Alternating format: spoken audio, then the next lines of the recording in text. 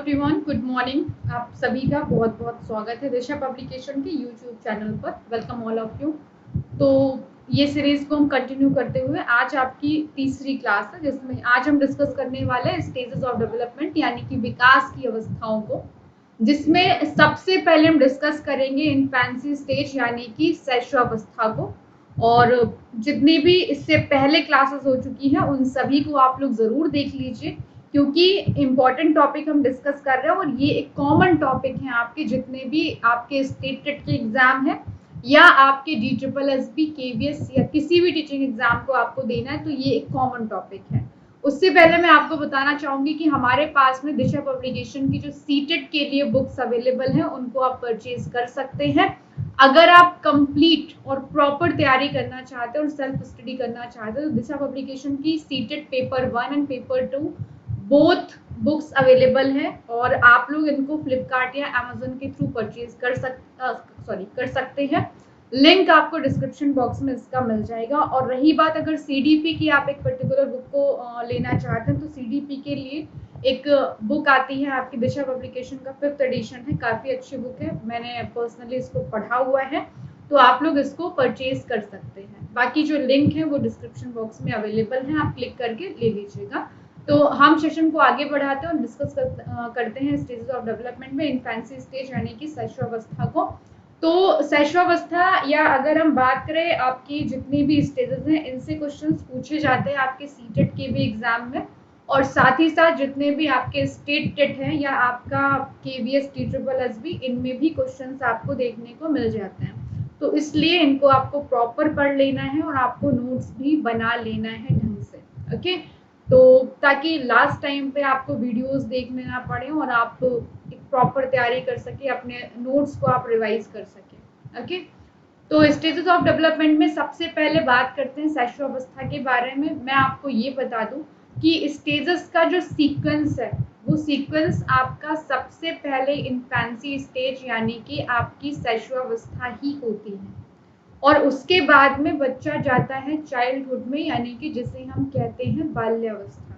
Then बच्चा जाता है एडोलसेंस यानी कि किशोरावस्था में। तो ये एक पर्टिकुलर सीक्वेंस होता है डेवलप होने का, और इन्हीं 3 स्टेजेस को हम डिस्कस करेंगे इसमें। और बाकी इससे पहले गर्भावस्था भी आती है और ये तो सीक्वेंस आपका चलता है। तो 3 स्टेजेस इंपॉर्टेंट है, इनसे क्वेश्चन पूछे जाते हैं। तो इन्फेंसी स्टेज के बारे में अगर हम बात करें तो जन्म से 2 साल तक का जो टाइम पीरियड आपका होता है वो शैशवावस्था उसी में आती है, 0 to 2 years। कहीं कहीं आपको जन्म से 6 साल भी देखने को मिल जाता है। अलग अलग मनोवैज्ञानिकों ने अलग अलग इसमें एज को दिया हुआ है, इसलिए थोड़े से वेरिएशन भी आपको मिल जाएंगे, ओके। सबसे पहले जितने भी स्टेटमेंट हैं उनको डिस्कस करते हैं, वहां से भी आपको देखने को मिल जाता है। तो रॉस का स्टेटमेंट है कि बच्चा कल्पना का नायक है जिसका भली भांति निर्देश करना आवश्यक है, means child is the hero of fantasy. तो इसको प्रॉपर इंस्ट्रक्ट करना जरूरी है, क्योंकि अगर हम खुद का भी एग्जाम्पल लें तो हम कोई किसी मूवी को देख रहे हैं तो वहां पर मूवी में एक जो मेन कैरेक्टर होता है, जो हीरो होता है, अगर हम उस मूवी को देख रहे हैं तो हम भी खुद को उसी मेन कैरेक्टर में ही रख के सोचते हैं। कभी तुमने सोचा है कि हीरो के हम भाई हों या विलन के रोल में खुद को रखा है? नहीं रखा होगा। तो इसलिए जो बच्चा है वो भी हीरो है अपनी फैंटेसी का, इसलिए प्रॉपर इंस्ट्रक्ट करना जरूरी हो जाता है, ओके। तो ये स्टेटमेंट रॉस ने दिया है। अगला स्टेटमेंट फ्राइड का है। तो फ्राइड ने क्या बोला है? इन्होंने कहा है कि बच्चे को जो कुछ भी बनना होता है वो शुरुआत के 4-5 वर्षों में बन जाता है। बेसिकली इनके अकॉर्डिंग जो इन्फेंसी स्टेज है वो जन्म से 5 साल तक की है, ओके। जितना भी डेवलपमेंट होना होगा वो शुरुआत के 4-5 सालों में हो जाएगा, ऐसा फ्राइड ने बोला हुआ है। अगला स्टेटमेंट रूसो का है। अब रूसो ने क्या बोला? रूसो के बारे में डिस्कस किया था कि ये भाई प्रकृतिवाद के जनक है। ये बेसिकली जितना भी नेचर है उसके ऊपर बात करते हैं कि भाई हमारा जितना प्रकृति है बच्चा उसी के थ्रू सीखेगा। तो रूसो का स्टेटमेंट है बच्चे के आंख नाक कान ही उसके शुरुआती शिक्षक हैं, मीन्स बच्चा अपने सेंसेस के थ्रू ही ऑब्जर्व करता है और उनके थ्रू वो सीखता है, ओके, सुनता है और चीजें उसके हाथ में टच हो रही हैं, तो इनसे ही वो क्या करेगा, सीख रहा होगा। अगला स्टेटमेंट थॉर्नडाइक का है। थॉर्नडाइक ने क्या बोला हुआ है उसको देख लेते हैं हम लोग। 3 से 5 साल के बालक अर्ध स्वप्न में खोए रहते हैं, और 3 से 5 साल के बालक अर्ध स्वप्न में खोए रहते हैं। तो इसका मतलब यहाँ पर क्या है कि भाई जो छोटे बच्चे होते हैं मोस्टली सोते ही रहते हैं, ठीक है। तो इसलिए यहाँ पर क्या है, अपनी ही कल्पनाओं में खोए हुए हैं। 3 से 5 साल का बच्चा सेमी ड्रीम्स में ही रहता है, मतलब मोस्टली सो रहा है या कुछ सोच रहा है, इसमें ही रहता है।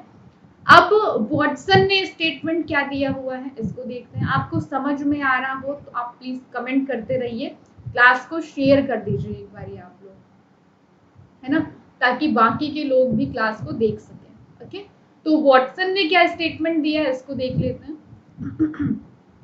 वॉटसन ने कहा है कि शैशवावस्था में सीखने की सीमा, मतलब जो लर्निंग होगी वो सबसे तेज होती है और सबसे ज्यादा बच्चा सीखता है इन्फेंसी स्टेज में किसी अदर स्टेज से ज्यादा। ओके, तो ये बात वॉटसन ने कही है। अब हम वैलेंटाइन के स्टेटमेंट के ऊपर अगर जाएं तो भाई वैलेंटाइन ने क्या स्टेटमेंट दिया हुआ है। वैलेंटाइन ने कहा है कि शैशवावस्था सीखने का अनोखा काल है, मींस लर्निंग का एक यूनिक पीरियड है शैशवावस्था। ओके, तो ये बात किसने कही है, वैलेंटाइन ने कही हुई है। अब आगे और ऐसे मिलते जुलते स्टेटमेंट आपको देखने को मिल जाएंगे इसमें। ओके, तो ये स्टेटमेंट ध्यान रखिएगा। यूनिक पीरियड ऑफ लर्निंग किसने कहा, एक बार कमेंट बॉक्स में लिखो जल्दी से। चलो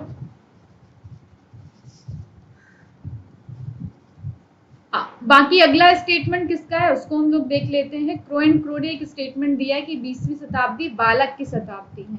अब 20वीं शताब्दी को बालक की शताब्दी क्यों कहा है, इसके पीछे आपका रीजन ये है कि भाई 20वीं शताब्दी में जितने भी प्रयोग हुए हैं, जितनी भी ऑब्जर्व किया गया, वो सब बच्चों के ऊपर ही किया गया है, इसलिए 20वीं शताब्दी को बालक की शताब्दी कहा गया है। किसके अकॉर्डिंग, क्रो एंड क्रो के अकॉर्डिंग। ओके, एक स्टेटमेंट गुड एनफ का भी है, मैं इसमें अभी टिक कर दूंगी कौन सा स्टेटमेंट इंपॉर्टेंट है, तो उसी के अकॉर्डिंग आप जाइएगा।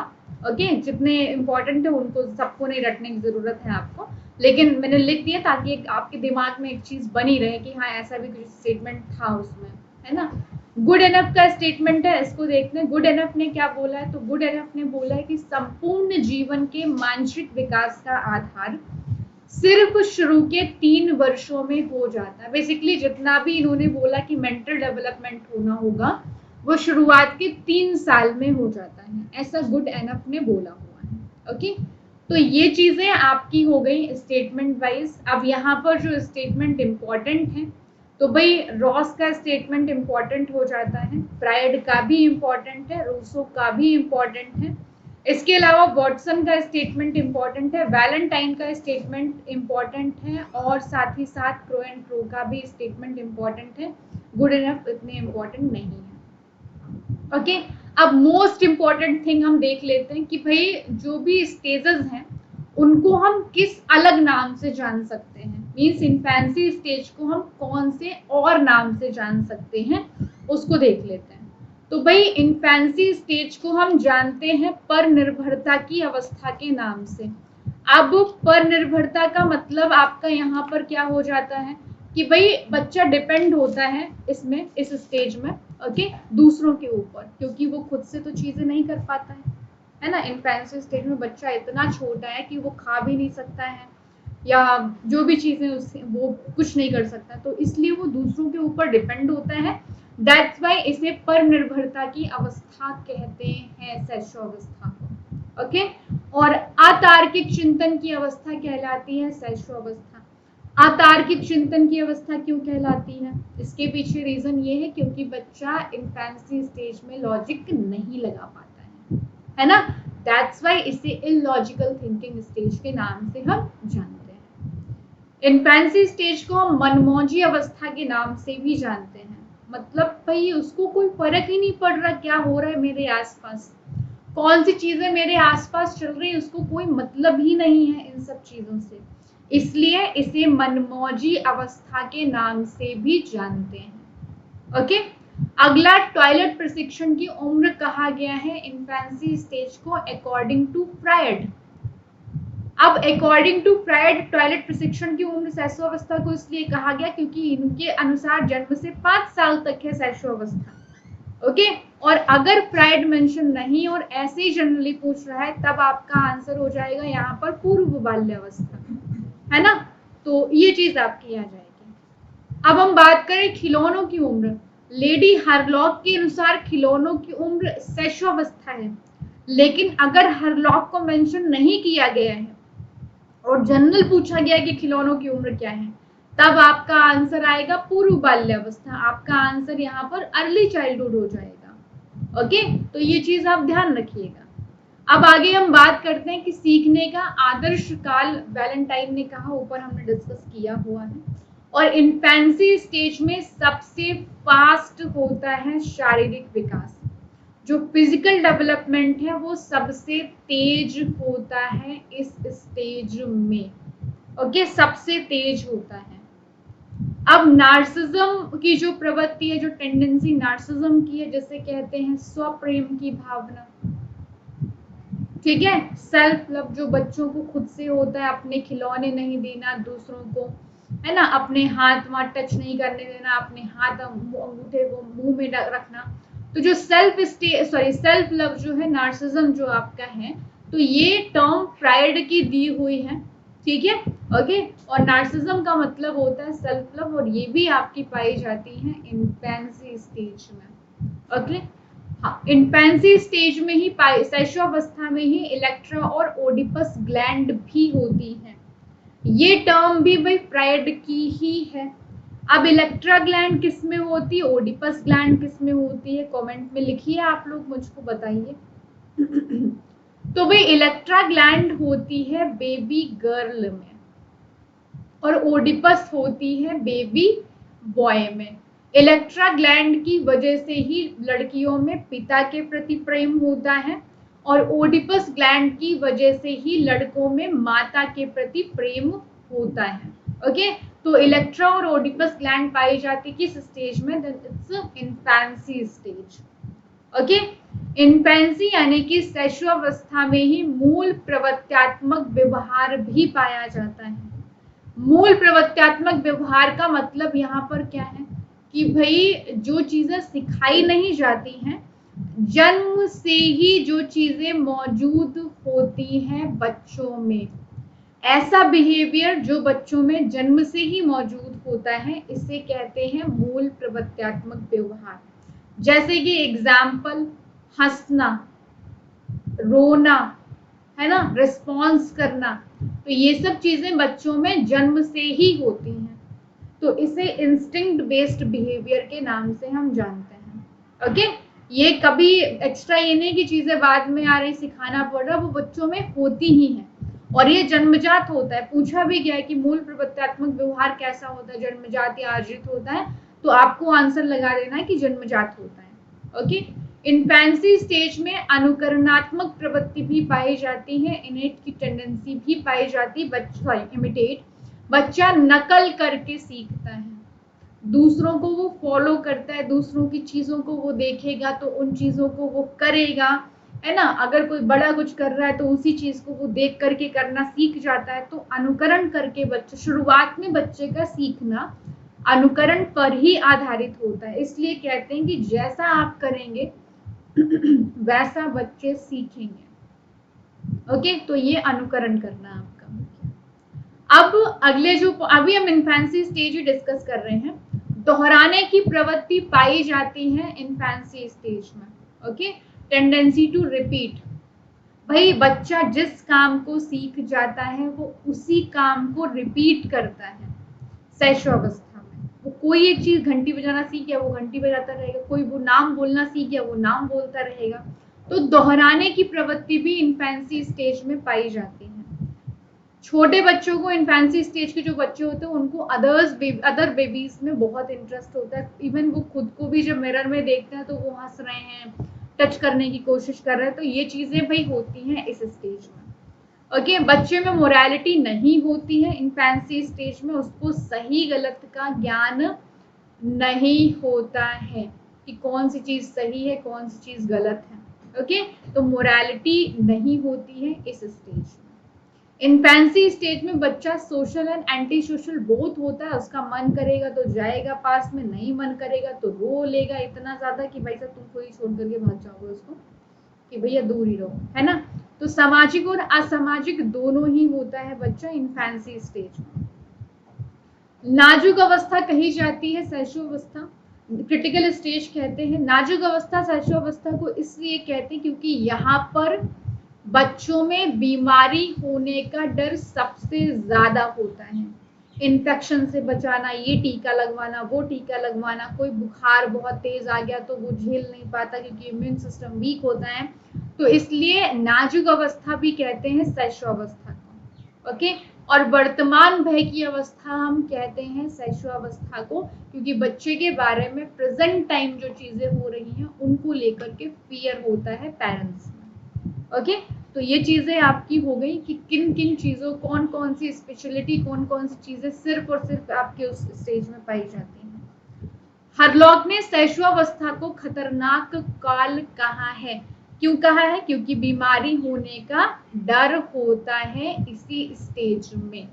ओके, तो हरलॉक ने शैशवावस्था को खतरनाक काल कहा है। अब हम बात करेंगे physical development in infancy stage, means शैशवावस्था में शारीरिक विकास कैसे होता है, क्या क्या चीजें फिजिकली चेंज होती हैं इस स्टेज में, उसको हम डिस्कस करेंगे।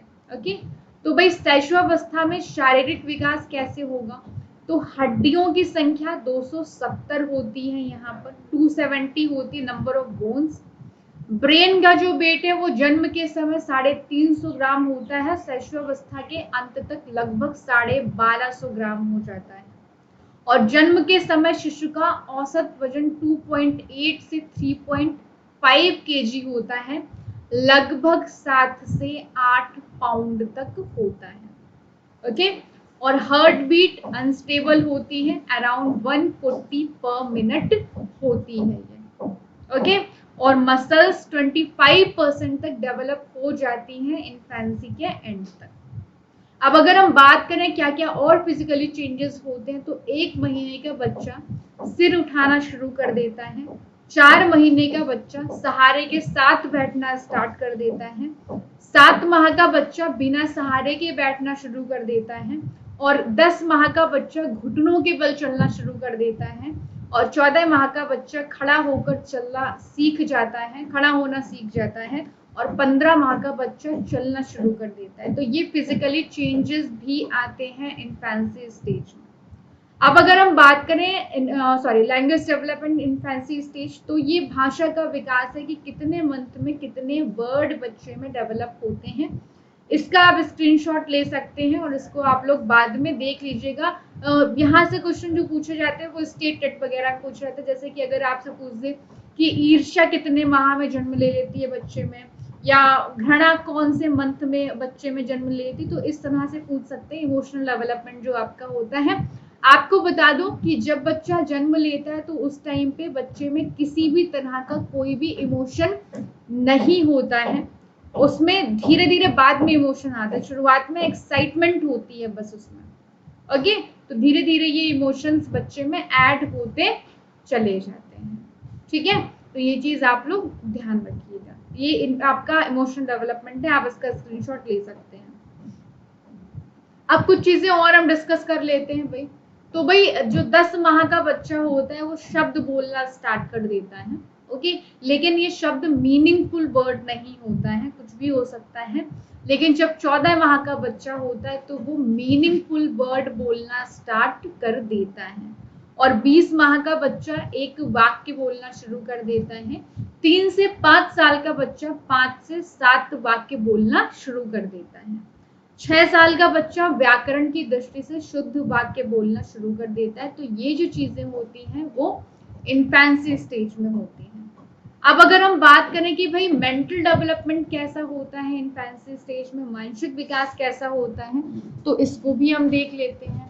शुरुआत के 1 मंथ पर बच्चा भूख या प्यास लगने पर हाथ पैर हिलाना शुरू कर देता है, और 2 महीने पे बच्चा साउंड के प्रति रिस्पॉन्स या ध्वनि के प्रति रिस्पॉन्स करना स्टार्ट कर देता है, और 3 माह का बच्चा दिन और रात में अंतर करना शुरू कर देता है, डे एंड नाइट। और 4 मंथ का बच्चा किसी वस्तु को पकड़ना शुरू कर देता है। और 6 महीने का बच्चा सुनी हुई आवाज की नकल करना और अपना नाम पहचानना स्टार्ट कर देता है। मतलब किसी भी चीज को सुन लिया तो उसको रिपीट करेगा, किसी ने उसका नाम बुलाया तो वो हल्का सा मुस्कुराएगा या रिस्पॉन्स कर देगा। 8 महीने का बच्चा खिलौनों से खेलना शुरू कर देता है, छीनने पर रोने लगता है।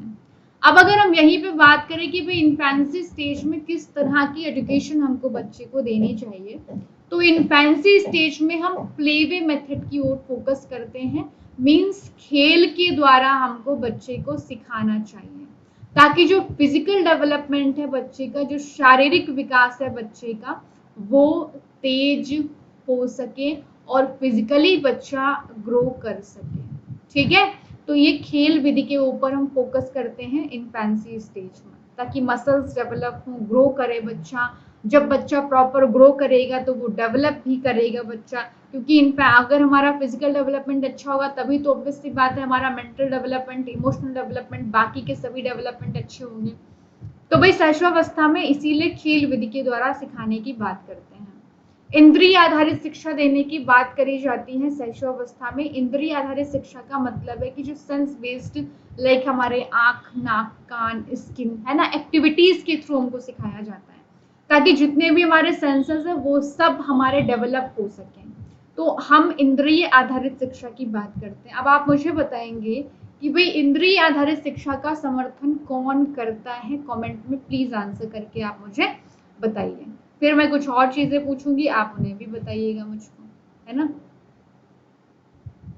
चलिए बोलिए।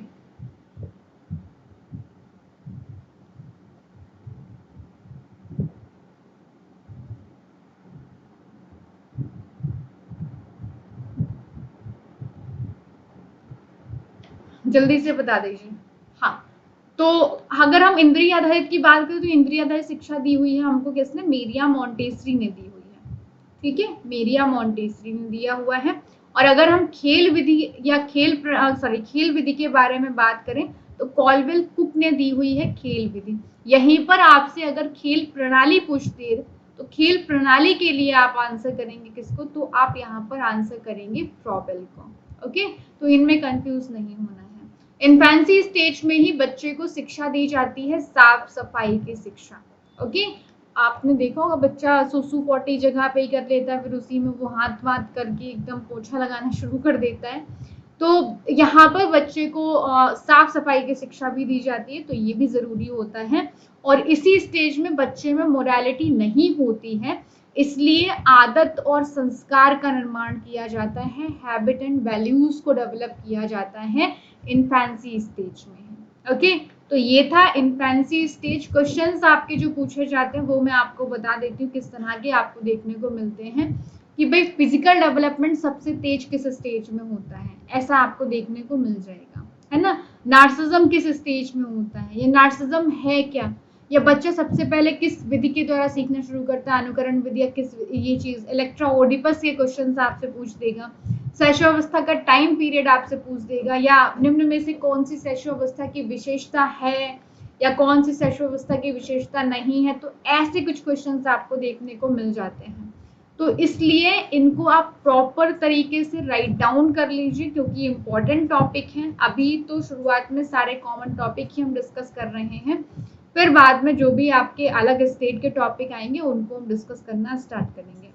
अगला जो टॉपिक आपका आएगा वो बाल्यावस्था आएगा, मीन्स जिसे हम चाइल्डहुड के नाम से जानते हैं।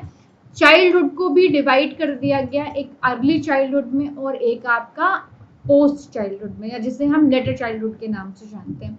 अर्ली चाइल्डहुड 2 से 6 साल और पोस्ट चाइल्डहुड जो आपका 6 से 12 साल तक। ओके, तो इस चीज को हम डिस्कस करेंगे अगली क्लास में।